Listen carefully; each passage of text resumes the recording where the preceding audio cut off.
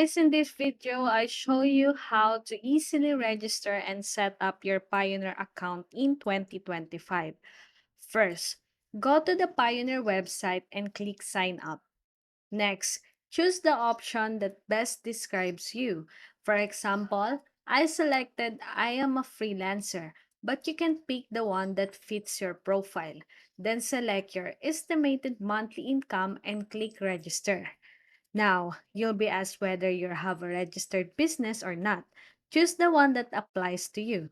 After that, just fill in the form with your personal details, like your full name, email, address, and phone number. Complete the verification to confirm you're not a robot. Then just follow the next steps and provide the necessary information, including identity verification and bank details. And that's it. Your Pioneer account is now set up and ready to use.